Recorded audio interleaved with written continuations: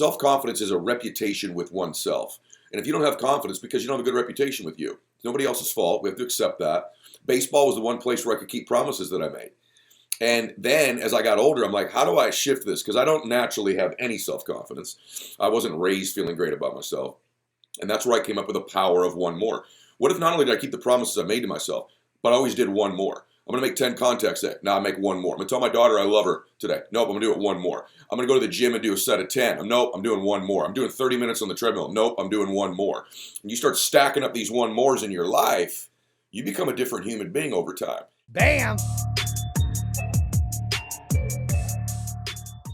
I'm Jason Waller with the True Underdog Podcast, top 3 entrepreneur podcast out there. I appreciate all the followers out there. Make sure you subscribe, whether it be Apple Podcasts, Google Podcasts, Spotify, Chromebox, any of those out there. But I've got a special guest today. I'm a big fan. I've watched him be on a couple podcasts. We share some mutual friends, but this guy brings positive energy. This guy's next level. He's built companies. He's an author. He's a badass. Ed Mylett, how you doing, man? I'm good. I wish I was as good as that intro, but I'm fired up to be with you today. So thank you. I'll take it all. I'll take all. Hey, I try to do a big intro. You know, we were going to be on 2 Minute Drill together, and you got COVID. Do you remember that story when you got it? I do. I've had it 3 times, so you can pick one of the 3. But I remember that one for sure, and I'm under the hopes that I don't get it again because a friend of mine yesterday just got it for the 4th time.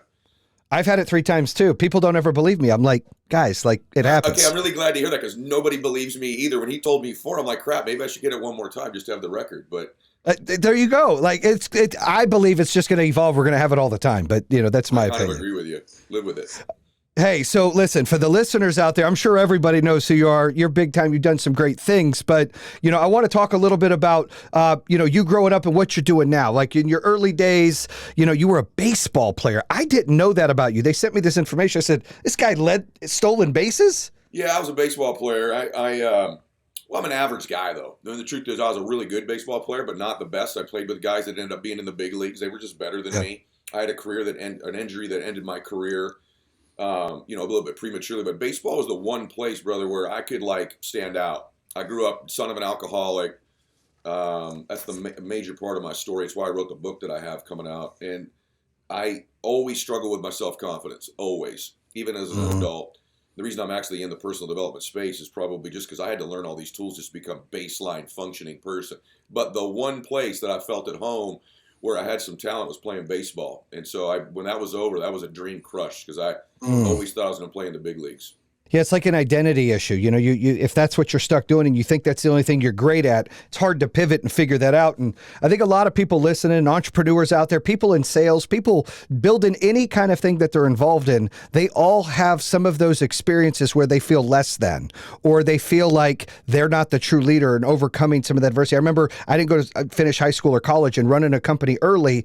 I was intimidated by people with college degrees. I felt they were smarter than me. It made my confidence really low. It took me time to learn to be a more confident leader. Yeah. You had some of those transitions as well, right? Huge. You say it perfectly. You know, the second chapter of the book, The Power of One More, is about identity. And I talk about what your identity isn't. I made the mistake like a lot of people do. My identity was linked to what I did or what I achieved. If it's contingent on that, you're setting yourself up for a big bunch of failure instead of who you are. And this self-confidence thing, the truth is, it's an internal game. I give a bunch of tips in the book on self-confidence, but one of them is you got to keep the promises you make to yourself. That's baseline. Self-confidence is a reputation with oneself. And if you don't have confidence because you don't have a good reputation with you, it's nobody else's fault. We have to accept that. Baseball was the one place where I could keep promises that I made. And then as I got older, I'm like, how do I shift this? Because I don't naturally have any self-confidence. I wasn't raised feeling great about myself. And that's where I came up with the power of one more.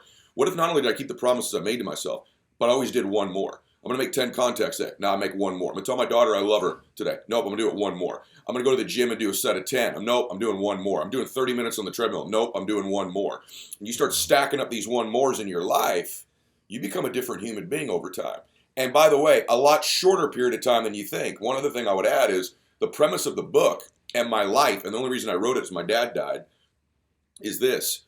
You are much closer, and you've proven this. You are the transitions you've made. You are much closer to your dream than you think you are. And because you think it's far away, you have a depth perception issue, not a vision issue. It's depth perception. You think it's so far away, you behave like it, and you don't see the things around you. Here's the truth. You're one decision away from a different life. One relationship, one meeting, one thought, one podcast, one emotion, one book away from a different life. Last thing I'll tell you, it was proven this weekend. I played golf with this guy. A friend of mine says, this guy's worth hundreds of millions of dollars. You guys have similar net worths. I want you to meet him. I meet the guy, and I've had a series of one mores in my life that have led to whatever success I've had. I said, tell me your story. It's on the first tee box. He goes, 1986, I loaned a guy 50 grand. So did my best friend. A week later, my friend asked for the money back. I didn't. I kept the loan to the guy. Turned into 700 million. I went, what did you just say? He goes, I loaned the guy 50 grand. It turned into 700 million. I said, who's this guy? Jeff Bezos. Wow. I said, you got to be kidding me. He was one meeting, one relationship, one decision away. He completely changed his life. That's a dramatic example. Mine are smaller, but there's stacks of them that have changed my life. That's exactly right. You know, I try to tell people the problem is when people are trying to get their goals, they have these dream goals and they look up at the top of the building. And that's where I want to be. I want to build $1 billion business, right? Well, let's get to $1 million business first. Or how about $100,000 business? I always say, take the stairs. And it's kind of what you're talking about. The depth is folks they feel less than, or they feel like they can't accomplish anything. They feel defeated because they can't get there fast enough. You know, in today's world where you're getting all this information on the phone and, you know, it's just blasted at you. You want instant results. That a lot of people, they'll look up and it just seems like, oh, I'm never going to get there. They get discouraged and they walk away from it. Yeah, I keep going back to my book because obviously that's one of the things. Well, no, I want to talk about your book. Everybody's got to get this book because I know I'm going to get it. Sounds great. But you're feeding it to me perfectly because what you just said is one of the other major premises is in the book. I have to just say, I have a chapter in the book called Busting Open the Piñata. It's the magic of compound pounding, which is what you're saying. You're making invisible progress most of the time, but you don't know it. And so it occurred to me, I'm at this 5-year-old's birthday party. They're hitting this piñata, the kids. First kid pounds the piñata, no candy comes out. Second kid hits it, no candy comes out. Third kid, no candy comes out. Now some of the kids are starting to quit and get disinterested. About the sixth kid gets up, hits it one time, bam, all the candy comes out, everybody celebrates. That's how life is. You're making invisible progress. They were breaking down, the last hit didn't break the piñata. The cumulative hits broke the piñata. But most people won't stick around long enough for whatever the proverbial candy is, the relationship, the body, the money, the business. As they're making these compound pounds, you're making progress. It's just invisible over time. So there's a piñata analogy in our lives. We think it's going to happen as quickly, and it's so big. Just keep taking swings. I know that sounds sort of like rah-rah. It's not. You're making progress invisibly when you're taking these steps. And you know as well as I do, the truth is, when my dad got sober, I wrote one more because my dad tried one more time to get sober. When my dad got sober, I said, Daddy, are you going to stay sober the rest of your life? He goes, I don't know. I'm going to stay sober for one more day. And so if you're thinking about quitting whatever you're doing, just don't quit for one more day. You don't have to make a lifetime commitment to something, right? You have to just not do it for one more day. No, I love that. That's gems right there. My son wants to get buff. He's 11. He wants to be a professional football player. Okay. I take him to the gym sometimes where he works out and he's like, Dad, my body's not changing. And I told him, it's kind of like what you said. It's like, it's the compounding and hitting that piñata. I'm like, son, working out, it's like watching paint dry or your hair grow. Yeah. You're not going to see instant results. It's over time. It's that 1% a little bit more or one more that keeps adding up. And, you know, you put in the work. The Tom Brady show was amazing because he talks about the work and he talks about his failures and he talks about his insecurity early on in his career. And then he talks about his wins and how he's able to manage that. And I think the real difference between, you know, people like yourself who are in personal development and people who, you know, that understand and have been there, have got through that. And then the people that have these egos that think they know it all and they just struggle for a long time. Like, I know I've been there. I remember running my first business and I've done it 3 times and I thought I knew everything. And one of the best advice I give myself is I didn't know anything. It'd be better to hire or find people smart around me. What do you think about that? Well, the older I get, I just said this yesterday to a good friend of mine. Where was I yesterday? Oh, I was speaking in Las Vegas. And a buddy's backstage. He's like, man, your wisdom, this book. And I'm like, bro, let me tell you something, man. The older I get, the more I realize how little that I know. The reason I wrote the book is I put in what I actually do know. But the truth is, I don't know that much. And what's awesome is that to have the ability to step into a space in the unknown and be willing to navigate it. Be willing to step into a space you don't feel prepared for. That's the tough thing in life. And when you do that, you're now in that group of successful people, that you don't have this threshold where I have to know everything in order to leap. Too many people have this high threshold of what they have to know or believe or think or their connection before they'll step into a space. In my case, I have built the muscle of stepping into spaces that I am ill prepared for. And then I know I'll navigate it. I'll be resilient. I'll meet the right people. I'll have the right relationships. There's a part of your brain called the reticular activating system. I talk about it extensively. I call it your matrix in the book. And here's the truth. When something becomes absolutely massively important to you, your RAS is in the prefrontal cortex. It filters into your awareness things that were always there that you're oblivious to. I just bought a Tesla because I like what Musk is doing, right? Yeah. I didn't want a Tesla. You know what? I see freaking Teslas everywhere I go now. 3 lanes over, other side of the freeway. They were always there, but I didn't see them because they weren't in my RAS. Now they're there. When you step into the unknown space and winning there becomes obsessive to you, you start seeing, hearing, and feeling things that were always in that space of yours that are now become your Teslas. Your goals, your ambitions, your visions have to become the Teslas of your life. And it's not an easy thing to learn how to do, but I'll have a whole chapter in the book. I'll show you exactly what to do, the repeated visualizations on how to actually change your matrix. It's like a racehorse having blinders on, you know, get stuck in just the lane. It's good in some situations. It's bad in others to not stick your toe in something and figure something out that you might be great at, you know, taking a chance. And I love how you mentioned earlier how every decision you make, like the one more meeting, everything changes. I think of so many times in my business or my personal life, had I not done that, I wouldn't have met my wife. Had I not done that, I wouldn't have had 4. Like, it's like just crazy when you think about one simple decision changes everything. It's almost too scary to talk about sometimes, isn't it? Once you're on the other side, you're like, man, if I didn't make that one move or I didn't have that one meeting. But the truth is that when you're in the right mindset and you have the right tools and the right skills, it seems more random than it really is. The truth is that you bring these things into your life. And when you're struggling and you can't quite find your groove and you're like, man, I'm never going to. That's the issue. The issue is you're not seeing those meetings. You're not making that relationship. You overlook this potential conversation you should have had, this thought. You listen to the podcast and miss the most important thing that applies to you. And so it is an actual scary thing. The difference between winning and losing is so small, it's almost too scary to talk about unless you know what the things are you have to do to win. And I think one other thing I've just found out recently, you know, a lot of people don't want to do what it takes to win. They'd rather have fun. They would rather have fun. And I was telling my son the other day, I said, Max, he's a golfer, he's a college golfer. I said, Max, remember what Dad's telling you right here. Winning is more fun than fun is fun. I agree. And it's a fact, man. You win, that is more fun than any empty fun you think you're going to have. Do the things other people aren't willing to do, man. And when you win, that's 1,000 times more fun than at the club or watching Netflix or laying around eating Cheetos. Winning's more fun than fun is fun. That's why sports is so important. That's why they have championships. That's why people are drawn to that. I coach pay to play football, which I can't stand. So hopefully the parents don't listen to this. But, you know, my son plays some travel ball and some rec ball, and he's pretty good. And I didn't want to coach, but I kind of got pushed to it. So I was coaching a game yesterday. And I had my son and this other kid who are the 2 best players on the team by far, which is sad because they're both in 5th grade. The rest are 4th graders. And we're getting beat up a little bit. And one of the parents is like freaking out and yelling and like, you need to sub the kids out more. And I'm subbing 3 kids for 3 every time. So after the game, I walk up to her and I said, hey, listen, I'd appreciate if you have any problems with me coaching, you address me after the game. Yeah. Don't be yelling at me during the game. I appreciate that. Well, your kids played da-da-da. And I said, well, look, I was trying to get us to compete. This is all about fun. I said, then why do they have a playoffs? Why is there a playoffs? If it's about fun, why do we have playoffs? Because those other kids, they look like they want to win. And a couple of the parents are a little upset. That's a metaphor. But this is the word. That's what's happened now in this world is everybody just wants to have fun. Yeah, and there's a really insidious thing. I want everyone to hear this. You'll probably remember this most from this show if you're a parent or you're going to be one. Listen to me. There's lots of forms of child neglect. I came from an alcoholic family. There could be abuse. There could be divorce.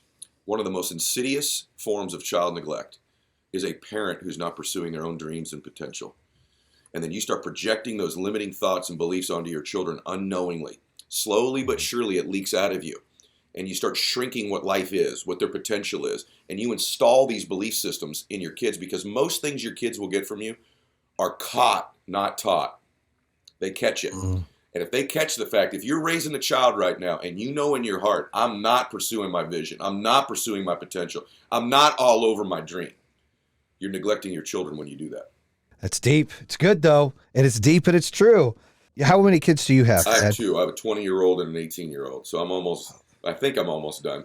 Are you a grandpa yet? No, I'm not a grandpa. So I am a grandpa of two kids, two grandkids. Awesome. So I have four wonderful kids with my wife. We've been together forever. So am I. From high school. Same thing. And I've got a 23-year-old daughter, an 18-year-old daughter, a 15-year-old daughter, and an 11-year-old son, and then two grandkids. Wow.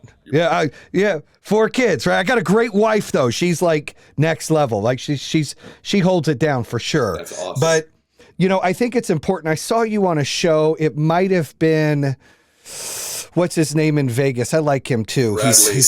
Yes, I like him. He's a little arrogant, but I dig it. I love his attitude. I was at his place and he was showing me a show with you guys, and you were talking about how important it is in your marriage and relationships to keep dating. Yeah. I'd like you to share that again, because you were talking about how that's so important, how people stay connected because they try. Yeah, well, the truth is, I met my wife in elementary school. We've been dating since high school, like you. And I think we'll have a good marriage. And one of the reasons is we're constantly dating. I'm in a relationship. This is what my wife gets with me, because I am growing and changing. She's in a relationship with the same person, but it's a different person almost every year. Because when I'm growing and changing, there's interesting things. So is she. But I'm just a big believer that you got to keep it spicy. That, listen, here's why I think most divorces happen. I'm just going to be candid. You can have love and you can have trust, and if you don't have that, you have no relationship and communication. There's another thing on there, man. You got to be attracted to each other. You have to have intimacy, some type of intimacy, holding hands, hugging, kissing, or the good stuff. And if you don't keep that going, eventually you're just married to your friend. And I got a lot of friends. I don't want to lay down next to them every single night. Trust me. Actually, none of my dude friends. So I don't want to lay down with any of these guys every single night. So we're both cognizant of trying to keep intimacy. I'll tell you where I learned it last thing. When I was dating my wife, her parents had this very unique marriage. But when I'd go pick her up on like a Saturday night at 6 o'clock, from her front door, you could see in her living room. And I've watched this more than 100 times. I'd go to knock on the door, and Howard and Patricia would be in the living room slow dancing. Oh, wow. Just right in front of the TV, this little living room. They weren't rich people, just slow dancing. And I thought, what a beautiful marriage. What intimacy. They're still dating. They still show each other affection. It's very easy when you live with someone a long time and you see them at their worst, and you've seen them get sick, and you've seen them wake up in the morning and all this stuff, that you begin to lose that connection. And for me, that's something that we both talk about regularly and are both really conscious of, is dating all the time. No, I love that. I try to do date night once a month. It used to be once a week, but it's hard. Yeah, I pick her up like, hey, we're going out on a date. Like, I'm not even coming into the house. Come outside. I'm going to honk the horn, like type thing. Open the door. I love that, though. These people have these perfect things on paper. We had date night every Thursday. I'm like, man, we never did that. Like, the truth is, kids, busy, sports, life. Yeah. But we do it regularly, though. Yeah, as long as you're doing that. And I love that. That's great advice out there, because just like in business, or just like following your dreams, people quit on a relationship sometimes too early. I mean, I've had lots of bumps in the road being with, my wife so long and having kids when we were teenagers, and, the odds against us. We've hit the ups and downs to where, it's a roller coaster, but it's a fun roller coaster. I love what you said. As I'm changing and my frequency's changing and hers is, it makes it interesting. It's not the same person. And here's what most people do. I'll just be straight up with you. In everything in life, they make permanent decisions based on temporary conditions. And it's done all the time. I talk about this a lot in the book, because whatever pain you're going through right now, forget relationship, it could be business or whatever, it's temporary. One thing occurred to me when my dad died: other than our soul, everything's temporary, even our bodies. So whatever you're going through right now, survive the temporary. Because on the other side of temporary pain, Napoleon Hill says in Think and Grow Rich, you meet your other self. The only way you ever meet your other self is on the other side of temporary pain. And so if you're going to get pain in your life, whatever it is, you might as well get something from it. And that other self, by the way, leads to another life. I've met many other selves of me over my 51 years on the other side of temporary setbacks and pain. And so have you all. So realize what it is when you're getting pain, right? Or even in your relationship. On the other side of that, there's another relationship if you can survive it.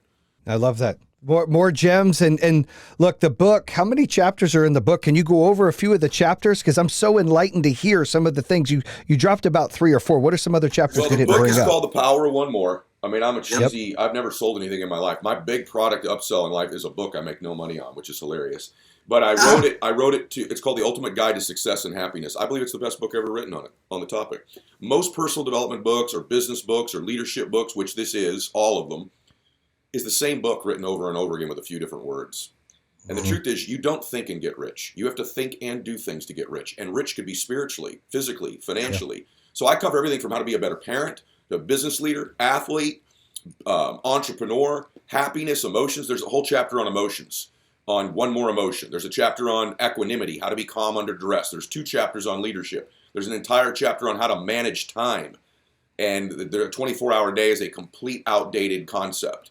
And so I go through that. I go through your matrix. I go through self-confidence. I go through identity. I go through faith.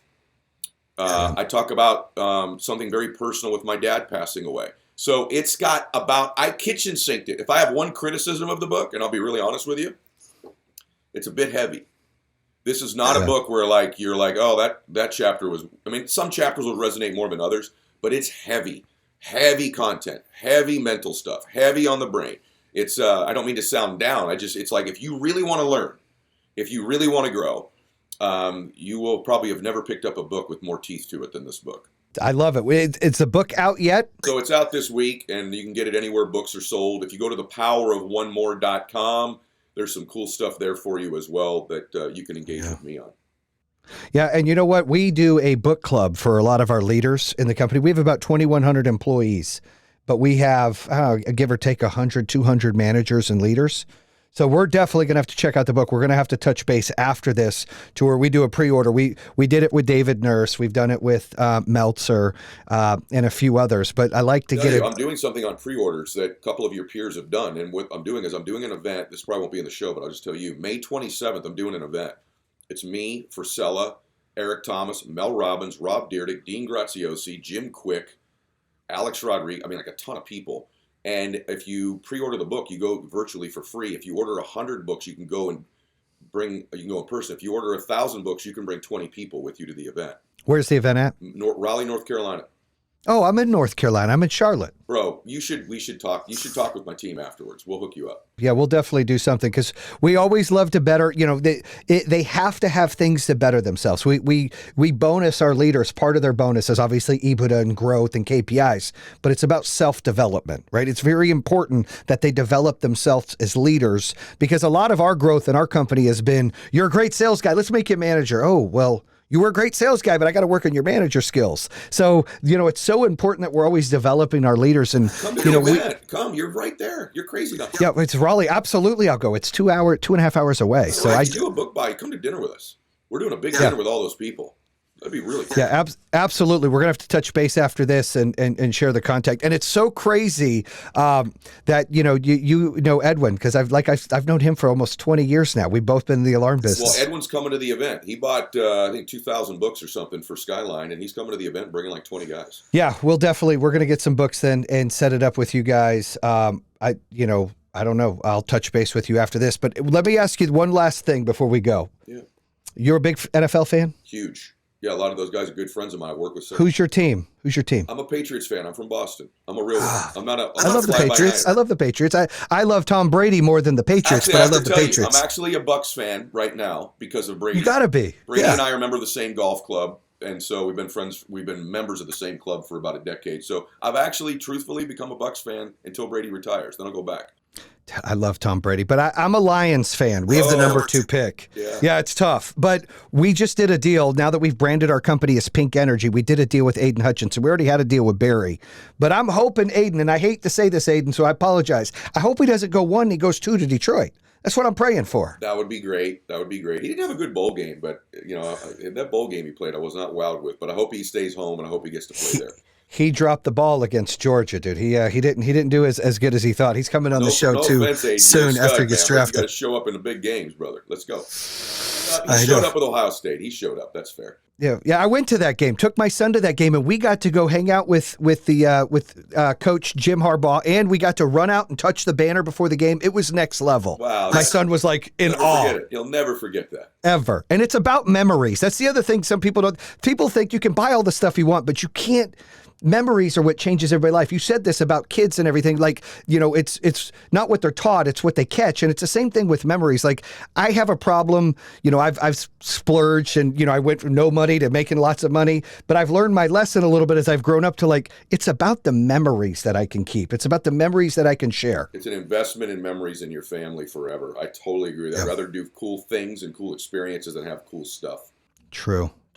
Well, Ed, this was fantastic. I will have everybody come check out the book. The Power of One More comes out June 1st, right, Ed? Yes, June 1. And June 1, we appreciate you coming on the show to The True Underdog. Make sure you check out Ed Mylett. You can find him on Instagram, Facebook. Do you have a TikTok? I got a TikTok floating around there somewhere. Yep. There's a TikTok. All of the goodies. Check out my man, Ed. Make sure you get the book. Bam! And that concludes another episode here on True Underdog. If you're interested in hearing more, make sure you subscribe at iHeartRadio, Spotify, Apple Podcasts, or the YouTube channel. You can always visit trueunderdog.com, subscribe to all of them. Make sure you check out our newest episodes coming out on Mondays and Thursdays. True Underdog, baby. Bam!